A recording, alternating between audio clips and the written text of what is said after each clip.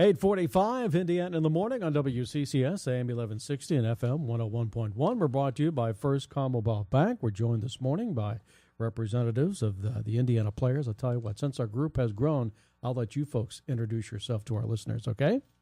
All right? Sure. Go ahead. My name is Jonathan Bogert. My name is Nolan Knar. Jim Resch. Mary Jo Bose. And I see that you have a production that's coming up entitled The Battle of Shallowford. That's right. Okay. Fill us in, please.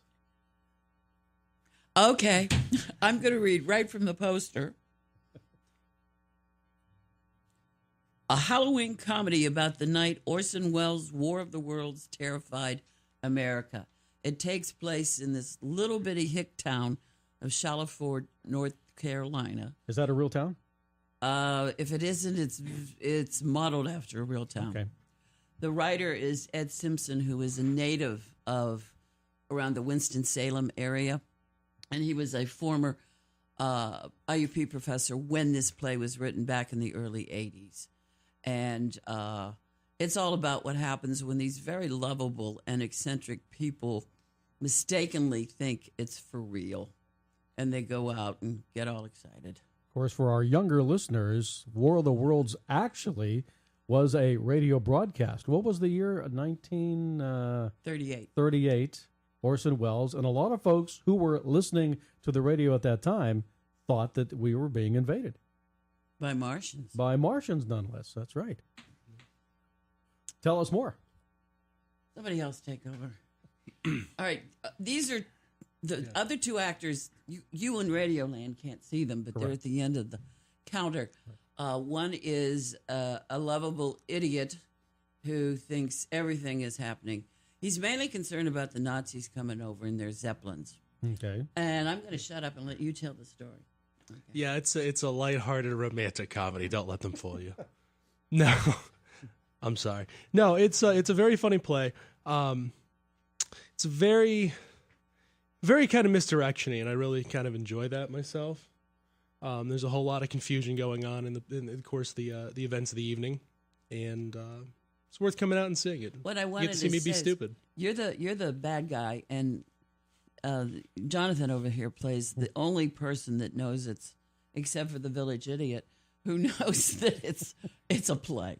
Go ahead. Well, you see, my character, Lonnie Hutchins, he is sort of a futurist of the time. He reads the old science fiction magazines that were coming out, and he's one of two people that know that it's actually Orson Welles, giving this production. So he knows what's going on, and everything is kind of chaotic, and everyone wants to go out and kill the Martians. And he's trying to calm everyone down, and but he has a very difficult time doing that when the whole group kind of decides that it's all being real. Particularly when Fred Martin, the choir director, played by me, Jim Resch, incites these guys to go out and attack the Martians. With rifles and shotguns. How close? Like that's going to be effective. Well, how high can you shoot? How close to the actual War of the Worlds broadcast is the script? Well, there's sections of it that are we hear on the radio. Okay. And enough that to give these people their due, if you were gullible enough, and you have to remember it's 1938. Correct. And people were not as cynical as we are today. They kind of, rightly so, want to go to defend, what's the line you have, your country? We're going to defend our families, our nation, and the entire human race from these dangerous creatures. And, of course, the only mass communication in those days was radio. And the newspapers. Right. But, I mean, the radio was instant. It was, yeah. You turn it on, and there was, no television and no computers. You couldn't cell phone your friends, say, is a Martian at your house or something. Yes, and actually there's a line in the show where they're talking about moving pictures and television and how everyone's going to eventually have one in their house one day. So it just shows you just the type of mass media that was around at the time. And they were actually wrong because everybody has at least two in their house. Is that how it works? And what's that line from Back to the Future where he says, no, we have two televisions in our house, and he says, wow, you must be rich. The production is Shallowford, the Indiana Players. Did we give the date and the times? No, go ahead, Jim. That might be Yes. important for folks to know. It's this weekend and next Oh, weekend. this week? Okay. This weekend and next weekend, Friday and Saturdays at 7:30, and we have a Sunday matinee at 2:30. And, of course, your playhouse is located right down the street on Philadelphia Street, correct? Yes. Correct, yes, right across from Peter Pitt and the new courthouse. How big is the cast? I mean, there's 4 of you right here, but Cast is 9. is 9. 8 men Okay. and 1 delightful young lady. And there's some romance in it, which is rather nice. And I want to publicly thank this man standing next to me, who is the theater house manager. He takes care of the building. Okay. And he's very proud of our most recent improvement, which is a remodeled lobby. Okay. Excellent. What's the... And it is a quaint theater if you haven't been there, and I encourage you. Well, all that's to my get next question. What's the seating capacity? About 100. Okay. That's a pretty good No, crowd. No, it's a very nice, intimate crowd. Everybody's got a good seat, and you're guaranteed to hear everybody's lines. Okay. Any music at all in the production?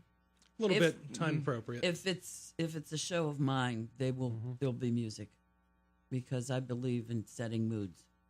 So there's Benny Goodman all over the place. Oh, very good. Okay. How long did it take to, once you started rehearsals and everything, how long was that A process? standard rehearsal process is about 4 weeks, and it's it's a commitment, but it's such a fun commitment. At least it is for me. I could go on longer, but I mean, people do have lives outside of our work. And how long is the entire play? Oh, it's less. It's about 2 hours altogether. That includes a 10-minute. I was going to say, there's a break in there somewhere. Oh, right? yeah. Okay, it's called Shallowford. No, it's the called Battle the Battle of Shallowford. Okay. And again, let me thank this man here who is also promotes any kind of contribution anybody in the community wants to give us as to paint, etc. You go on. You tell Oh, me. yes, we do, as it is. We do have an old theater building, as everyone knows, in town, and we've worked on the roof this year. We've put a new heating system, and we're always constantly trying to make little improvements on the inside. And sometimes we're looking for donations for building materials. So if you have something at home, maybe some extra large quantities of paint you don't need, things like that, just give the theater a call, and maybe we could work something out. Right now, we're redoing hallways, so we're looking for some flooring materials. So if you have something you think we might be able to use, let us know. But the set is perfect as is, because I do a great job. he does a great job. He listens to everything I tell him, so he does a good job. And how was the Indiana Players in 2017? I know you're always looking for more folks to come in and act, and more folks to help out with the props and the sets and all the work behind the scenes. Well, this play, I'm very proud of the fact is that we have 3 new actors in this play.